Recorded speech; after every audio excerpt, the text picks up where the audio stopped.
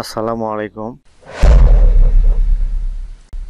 সুপ্রিয় অষ্টম শ্রেণীর শিক্ষার্থী, আশা করছি তোমরা সবাই ভালো আছো। আজ আমি তোমাদের ষান্মাসিক সামষ্টিক মূল্যায়নের জন্য স্বাস্থ্য সুরক্ষা বিষয়ে প্রথম অধ্যায়ের কিছু নমুনা প্রশ্ন এবং উত্তর নিয়ে আলোচনা করব।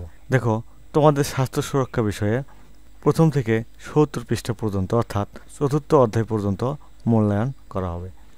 আজ আমরা প্রথম অধ্যায়ের কিছু নমুনা প্রশ্ন এবং উত্তর নিয়ে আলোচনা করব। চলো তাহলে এগুলো আমরা আমাদের নোট থেকে দেখে নিই। মনে করো তোমার বিদ্যালয়ে গতকাল ব্যক্তিগত পরিষ্কার পরিচ্ছন্নতা নিয়ে একটি সেমিনার অনুষ্ঠিত হয়। এখন তুমি সুস্বাস্থ্য অর্জনে পরিষ্কার পরিচ্ছন্নতা এই শিরোনামে একটি প্রতিবেদন তৈরি করো। এখানে তোমার নাম লিখবে, এখানে শিরোনাম লিখবে, এখানে প্রতিবেদনের তারিখ, এভাবে প্রতিবেদন লিখবে। সুপ্রিয় শিক্ষার্থী, তোমার প্রতিবেদনটি এখান থেকে দেখে নেবে। বিস্তারিত পড়লে ভিডিওটি অনেক বড় হয়ে যাবে। তারপর ভালো থাকার জন্য সহায়ক কাজ ও অভ্যাসগুলো লেখো।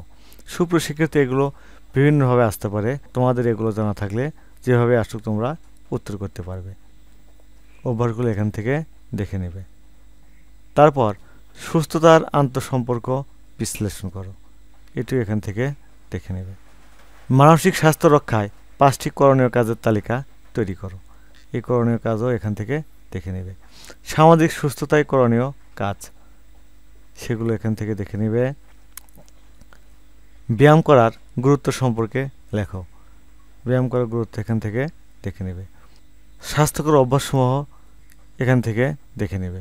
দেখো, স্বাস্থ্যকর অভ্যাসসমূহ হচ্ছে পরিষ্কার পরিচ্ছন্নতা, এর মধ্যে রয়েছে নিয়মিত গোসল, দাঁত মুখ পরিষ্কার, চুলের যত্ন, নখ কাটা, হাত পরিষ্কার করা। 2 নম্বর আছে বাসস্থানের পরিচ্ছন্নতা। 3 নম্বর খাদ্য গ্রহণের নিয়ম, এগুলো এখান থেকে দেখে নেবে। 4 নম্বর পোশাক পরিচ্ছদ। 5 নম্বর খেলাধুলা ও ব্যায়াম। 6 নম্বর বিশ্রাম ও ঘুম। 7 নম্বর অভ্যাস।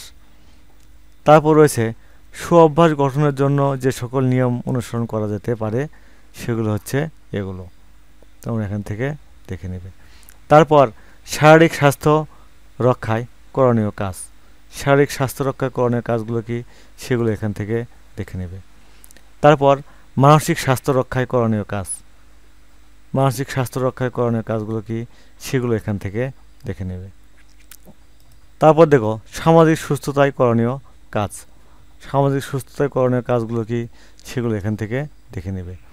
সুস্বাস্থ্য চর্চার প্রভাব সম্পর্কে লেখো, এগুলো কিন্তু এখান থেকে দেখে নেবে। সুপ্রিয় শিক্ষার্থী, এই ছিল প্রথম অধ্যায়ের কিছু গুরুত্বপূর্ণ টপিক। আজ তাহলে এখানেই শেষ করছি। তোমরা এখনও যারা আমার চ্যানেলটি সাবস্ক্রাইব করোনি, তারা প্লিজ সাবস্ক্রাইব করবে এবং ভিডিওতে লাইক দিয়ে দেবে। আল্লাহ হাফেজ।